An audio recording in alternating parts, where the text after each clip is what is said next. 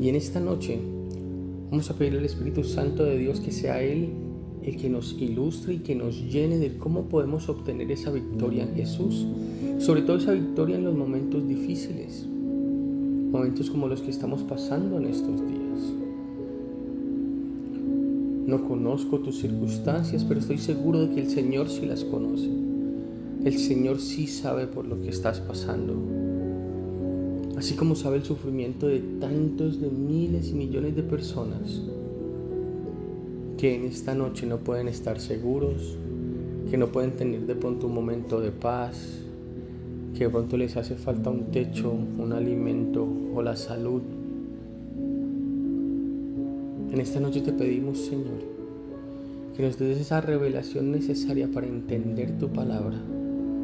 Porque nosotros como seguidores de Jesucristo, que es lo que somos, todos queremos vivir una vida cristiana triunfante, ¿cierto? Todos queremos vivir en victoria. Y es que la Biblia nos asegura de que Dios y Jesús, su Hijo, son vencedores y que nosotros los que creemos en ellos podemos compartir las victorias de ellos. Dice en 1 Corintios 15 en el versículo 57, mas gracias sean dadas a Dios que nos da la victoria por medio de nuestro Señor Jesucristo. Así que de manera práctica, ¿cómo podemos nosotros experimentar esa vida victoriosa que ya nos ha sido dada, que ya es posible en Cristo? ¿Cómo podemos alcanzar la victoria en Jesús? Y es que en última instancia la victoria pertenece al Señor, la victoria pertenece a nuestro Dios. Desde los días que Israel salió de Egipto, cada vez que el pueblo dependía solo de Dios y se entregaba todo a Dios, Dios le daba la victoria sobre sus enemigos. Y los profetas del Antiguo Testamento constantemente señalaban a un futuro Salvador que traería la máxima expresión del triunfo de Dios. En Zacarías 9, en el versículo 9 dice, alégrate mucho, hija de Sión, da voces de júbilo, hija de Jerusalén, he aquí tu rey vendrá a ti, justo y salvador, humilde y cabalgando sobre un asno, sobre un pollino hijo de asna. Esto es Zacarías 9, lo cual se escribió muchísimos años, cientos de años antes de la venida de Jesús.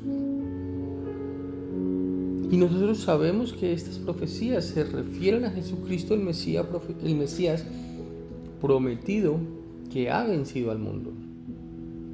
Entonces, si Jesús ya obtuvo la victoria suprema en la cruz, donde se expió el pecado y se rompió el poder del pecado y de la muerte sobre nosotros. Entonces, después de la crucifixión y la sepultura de Cristo, el milagro viene. Él resucita de entre los muertos 3 días después. Y entonces ahora nosotros, al creer en Él, compartimos esa victoria. Satanás, ¿qué pensó? Satanás pensó que había ganado la última batalla con la muerte de Cristo. Él ya dijo, listo, estos son míos. Más bien al contrario, esa muerte de Cristo fue la que rompió nuestras cadenas, nos liberó de la prisión del pecado y fue cuando desarmó todos los poderes sobrenaturales del mal. En Colosenses 2, en el versículo 13 nos dice, y a vosotros, estando muertos en pecados y en la incircuncisión de vuestra carne, os dio vida juntamente con Él, perdonándolos de todos los pecados, anulando el acta de los decretos que había contra nosotros, que nos era contraria, quitándola de en medio y clavándola en la cruz, despojando a los principados y a las potestades, los exhibió públicamente, triunfando sobre ellos en la cruz. Entonces la clave para alcanzar la victoria en Jesús es la fe en Cristo. La clave para nosotros alcanzar esa victoria es la fe en Cristo. Dice la palabra, porque todo lo que es nacido de Dios vence al mundo. Y esta es la victoria que ha vencido al mundo, nuestra fe. ¿Nuestra fe en qué? En Cristo. ¿Quién es el que vence al mundo? Sino el que cree que Jesús es el Hijo de Dios. Entonces el primer paso para la victoria en Jesús es aceptar a Cristo como nuestro Señor y como nuestro Salvador. Porque recibimos al Señor por gracia a través de la fe, a través de creer en Él. Y también vivimos su victoria gracias a través de esa fe. Así que nuestra salvación es un regalo de la gracia de Dios y nuestra victoria en Jesús es un regalo de la gracia de Dios. Hemos hablado de que nosotros no podemos comprarla, no es por obras, no es por merecimientos, no es por tan bien que yo me porte, por tantas cosas que yo haga, por tanto que yo diezme, no.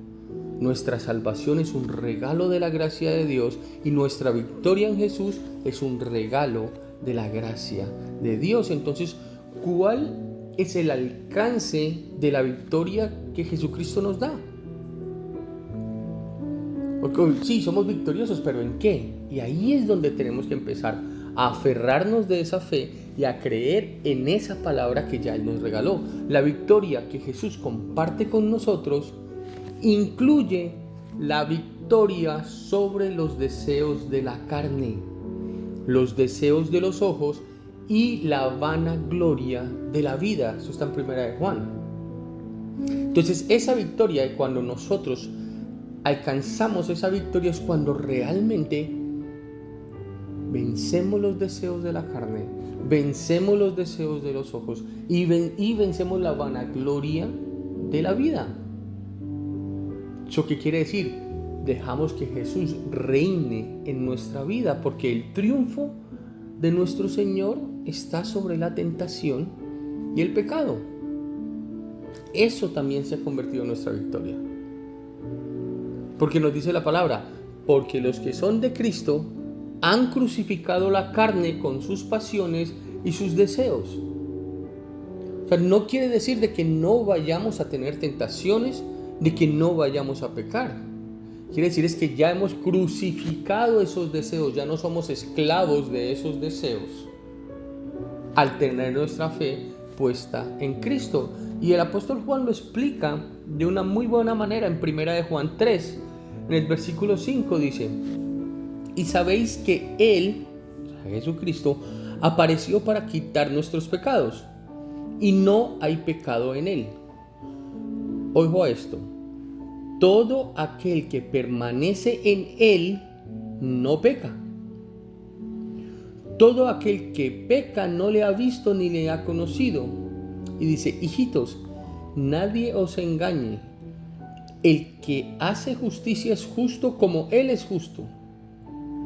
El que practica el pecado es del diablo, porque el diablo peca desde el principio. Para esto apareció el Hijo de Dios, para deshacer las obras del diablo. Nosotros ya veníamos con eso, como quien dice, programados con el pecado, nuestro pecado original, después del pecado en el huerto del Edén de Adán. Entonces, necesitó que Dios enviara a Jesús para deshacer esas obras del diablo, para que nosotros ya no fuéramos esclavos del pecado. Entonces Jesús ha vencido a Satanás y a los poderes del mal, y Él comparte esa victoria con nosotros. Jesús lo dice en Lucas 10, dice: yo veía a Satanás caer del cielo como un rayo. He aquí os doy potestad de hollar serpientes y escorpiones y sobre toda fuerza del enemigo, y nada os dañará. Jesús te está dando la fuerza, te está dando la potestad sobre todos esos ataques del enemigo sobre tu vida. porque él ya vio caer a Satanás. Y si vamos a Hebreos, el escritor de Hebreos nos explica que Jesús participó de carne y sangre, o sea, él compartió nuestra humanidad para entendernos y para que nosotros nos podamos identificar y nos podamos querer parecer a él. Dice, para destruir por medio de la muerte al que tenía el imperio de la muerte, esto es, al diablo, y librar a todos los que por temor de la muerte estaban durante toda la vida sujetos a servidumbre. Hebreos 2:14. Entonces quiere decir que no debemos temer a la muerte ni al diablo. Olvídate de eso. ¿Por qué? Porque ya participamos de la victoria de Jesucristo sobre ellos. Y es que seguimos permaneciendo y estamos todavía en este mundo. Hasta que Jesús venga o hasta que partamos a su presencia, seguimos en este mundo caído. Y vamos a seguir que superan luchas y batallas. Vamos a tener que seguir superando luchas, tener que ganando batallas todos los días. Todos los días es una batalla contra tu carne. Todos los días es una batalla contra tu misma esencia. Claro, aprendimos aquí que el que permanece en Jesús no peca. Todo aquel que permanece en él no peca. Entonces, ¿cuál es el secreto para evitar pecar tanto? Porque va a ser imposible que no pequemos, porque así sea de pensamiento lo hacemos. Es mantener nuestra mirada y nuestra mente fija en Jesús. Entonces sí, puede que caigamos, puede que fracasemos, pero ¿sabes qué pasa? Vamos a seguir levantándonos, pidiéndole a Dios que Él nos equipe con su gracia para poder vencer estas batallas que llevamos a diario.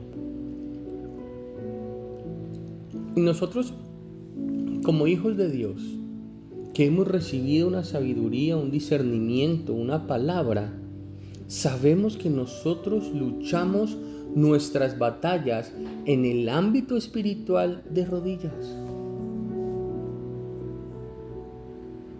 Porque sabemos que hay una lucha espiritual. Ya se nos ha sido revelado. En 2 Corintios 10, en el versículo 3 dice, pues aunque andamos en la carne, o sea, todos tenemos un cuerpo carnal, aunque andamos en la carne, no militamos según la carne. Porque las armas de nuestra milicia no son carnales, sino poderosas en Dios para la destrucción de fortalezas.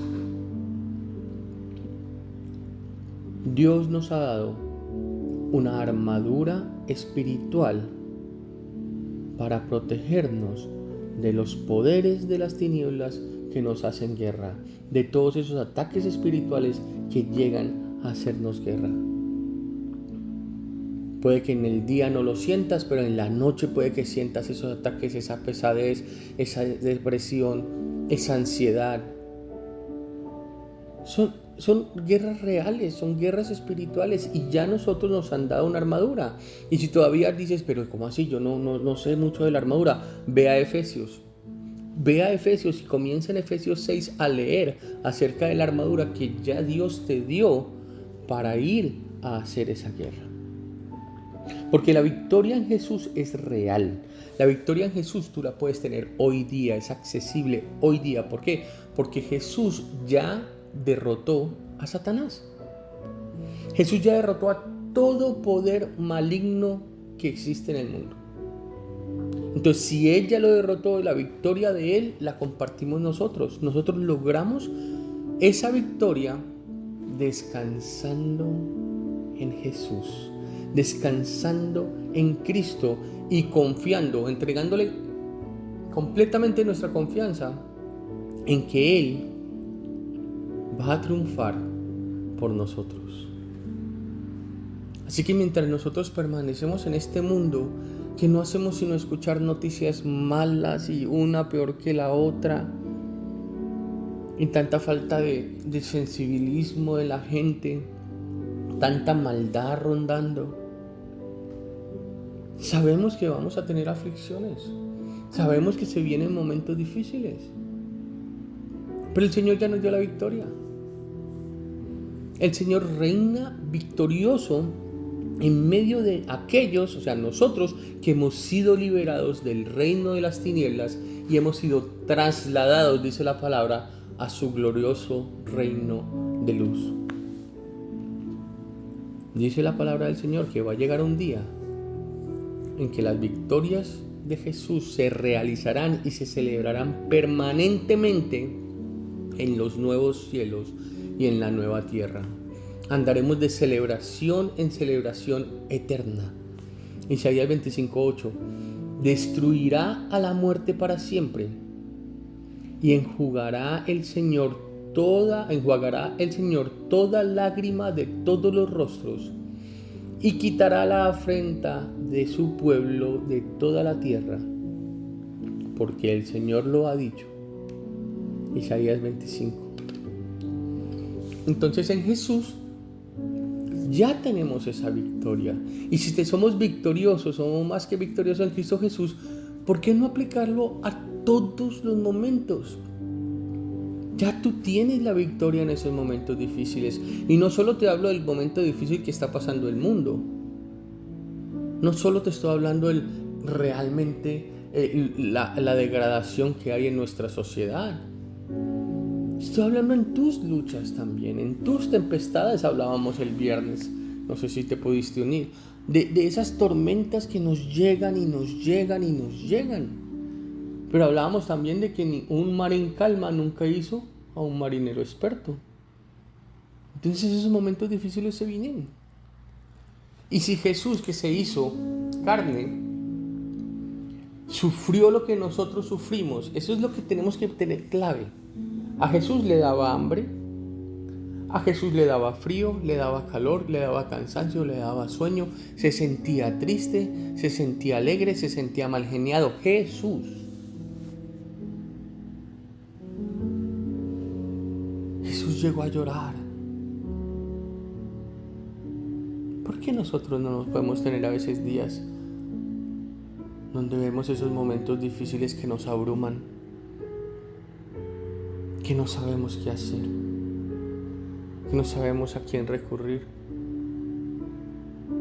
En esos momentos es donde tienes que recordar que Jesús ya te dio la victoria, que tú eres victorioso con Él. En Mateo 26, en el versículo 36 dice: entonces Jesús fue con ellos al huerto de los olivos llamado Getsemaní y dijo: siéntense aquí mientras voy allí para orar. Se llevó a Pedro y a los hijos de Zebedeo, Santiago y Juan, y comenzó a afligirse y a angustiarse, y les dijo: mi alma está destrozada de tanta tristeza, hasta el punto de la muerte.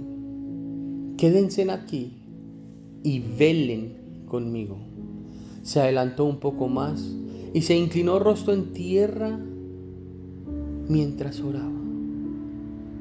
Padre mío, si es posible que pase de mí esta copa de sufrimiento, sin embargo, que se haga tu voluntad y no la mía. Cuando regresó le dijo a Pedro: ¿no pudieron velar conmigo ni siquiera una hora? Velen y oren para que no cedan ante la tentación, porque el espíritu está dispuesto, pero el cuerpo es débil. Entonces Jesús los dejó por segunda vez y oró: Padre mío, si no es posible que pase esta copa, a menos que yo la beba, entonces hágase tu voluntad. Cuando regresó de nuevo a donde estaban ellos, los encontró dormidos porque no podían mantener los ojos abiertos. Así que se fue a orar por tercera vez y repitió lo mismo. Luego se acercó a sus discípulos y les dijo: adelante, duerman y descansen. Pero miren, ha llegado la hora y el Hijo del Hombre es traicionado y entregado en manos de pecadores. Levántense, vamos, miren que el que me traiciona ya está aquí. ¿Cuántas veces el Señor te ha dicho, acércate a mí, búscame? Y no somos capaces de buscarlos ni por una hora. ¿Cuántas veces nos sentimos oprimidos y sabemos que el enemigo está en contra de nosotros y no somos capaces de velar ni de orar por una hora? Mira que Jesús también pasaba momentos difíciles. En esa noche, en lo que se llamó la última cena, Jesús la estaba pasando muy mal. Imagínate, él ya sabía que la última vez que se iba a reunir con sus amigos, a los que amaba, con los que compartía, con los que reía. Y él la estaba pasando mal. Jesús puso en evidencia lo que Judas iba a hacer. ¿Quién me va a traicionar? Este que come aquí en mi plato. Jesús le dice a Pedro, ay sí, tú me amas mucho, sí, pero tú me vas a negar. Los discípulos vamos a estar contigo hasta la muerte, así, me van a abandonar. Por eso Jesús no estaba solamente deprimido, su alma estaba afligida, dijo, porque él sabía que iba a morir. Entonces él pasó por el Getsemaní, que en hebreo es un lugar donde se tritura, quiere decir, donde se hace la trituración para extraer el aceite de oliva. Entonces Jesús tuvo que pasar por el Getsemaní, pasar por esa prueba, para poder lograr la victoria de la cual comenzamos hablando. Y así como Jesús pasó por esa prueba, por esa trituradora, yo declaro que tú también vas a superar esa prueba. Porque si recuerdas lo que acabamos de leer, lo primero que Jesús hizo al orar fue poner su rostro en tierra y lo llamó Padre, siendo el Dios omnipotente, omnipresente, todopoderoso. Pero lo primero que hizo en su momento difícil, Jesús, siendo Dios, lo primero que hizo fue correr a su Padre. La prioridad de Jesús fue la comunión que tuvo con su Padre. La clave de su éxito fue la relación que tenía con su Padre. Así que Dios estuvo con Jesús en todo momento. Y si Jesús, siendo Jesús, en su momento difícil, lo primero que hizo fue arrodillarse y a buscar a su Padre, ¿por qué nosotros vamos y buscamos en cualquier cosa primero antes de ir a nuestro Padre Celestial? En Romanos 8, en el versículo 15 lo dice: y ustedes no han recibido un espíritu que los esclavice al miedo. En cambio, recibieron el Espíritu de Dios cuando Él los adoptó como sus propios hijos. Ahora lo llamamos Abba Padre, que significa papito. Cuando recibiste a Jesús, se te fue dado el Espíritu Santo de Dios. Y en ese momento Dios te adoptó y Él nos llama hijitos, o sea que Él es nuestro papito. ¿A quién vas a correr cuando necesites? ¿A quién vas a correr cuando te sientas solo? Porque el temor de Dios y la confianza en Dios van de la mano. El temor de Dios no es miedo, es respeto. Es como temor a vivir sin Él, a no honrarlo, a no obedecerlo. Entonces lo primero que hizo Jesús fue buscar a su Padre, pero lo segundo fue, Él pidió confiado. Él sabía quién era su papá. Él tenía una identidad clara de quién era Dios. Y a veces nosotros no pedimos creyendo porque no conocemos realmente a Dios. No creemos que Él puede realmente cambiar nuestra situación, cambiar nuestra vida, hacer un milagro en ella. Cuando Jesús pidió, Él pidió confiado. Mientras Jesús estuvo aquí en la tierra, Él ofreció muchas oraciones y muchas súplicas con gran clamor. Y ahí en el Getsemaní las lágrimas a Él lo podían rescatar de la muerte. Y es más, Dios oyó sus oraciones y se dio cuenta de la gran revelación que le tenía a Jesús. Jesús fue escuchado porque le tuvo temor, reverencia. Nunca dejó de amar y respetar a su papá. Nunca. Y tú quieres saber una cosa, ¿sabes por qué nosotros a veces perdemos la comunión con Dios? Porque primero perdemos el temor a Dios. Porque primero nos alejamos de Él. Porque primero no confiamos, no ponemos todo en Él. Lo desobedecemos en cuando nos dice, pónganme a mí. Coloquen el reino de Dios primero y todo lo demás te llegará por añadidura.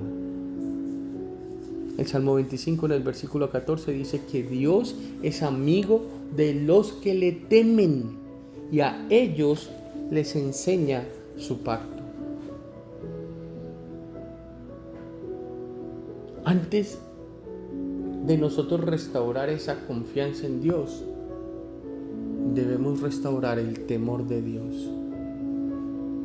Debemos honrarlo, respetarlo, tener la conciencia de la importancia que tiene que tener Dios en nuestras vidas. Porque Jesús lo que primero hizo fue buscar a su Padre, ¿correcto?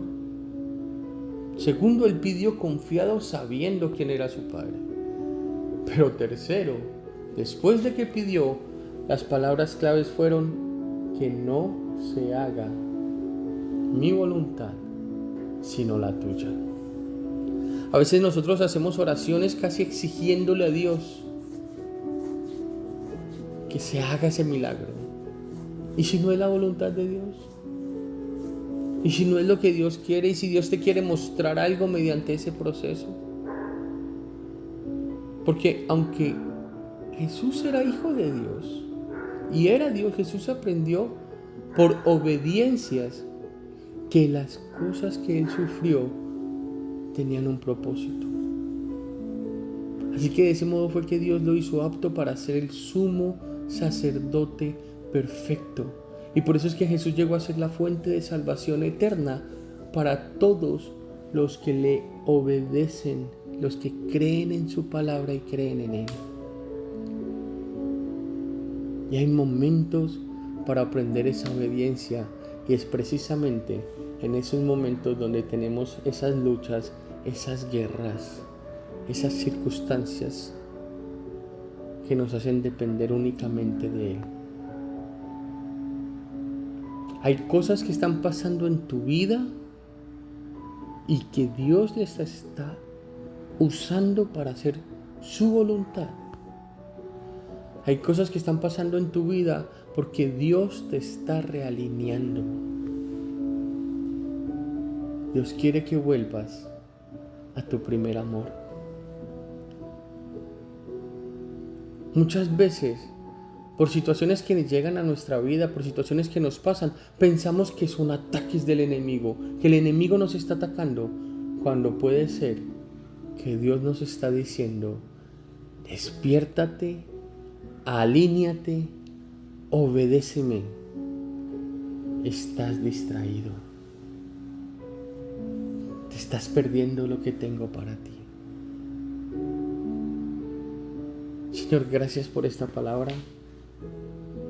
Gracias porque sabemos que tu voluntad para nosotros siempre es buena, agradable y perfecta. Señor, permítenos buscarte mientras podamos encontrarte, llamarte mientras estás cerca. Sabemos que no es casualidad que tú llegues a nuestra vida, nos muestres esta palabra en estos momentos de caos, de incertidumbre. Te pedimos que seas tú el que siempre nos ilumine, que podamos mantener nuestra mirada siempre firme en Jesús, que podamos vestirnos con esa armadura que ya nos proveíste para poder apagar las flechas del enemigo. Pero sobre todo enséñanos a que si llega una circunstancia en nuestra vida, poder aprender qué quieres que nosotros saquemos de ahí. ¿Qué estás utilizando para hacer tu voluntad y para realinearnos? Abre nuestros ojos espirituales, abre nuestros oídos espirituales, Señor. Permítenos despertarnos, alinearnos, obedecerte y mantener nuestra mirada firme en nuestro Creador, en nuestro Proveedor. En tu nombre, Jesús. Amén y amén. Que Dios te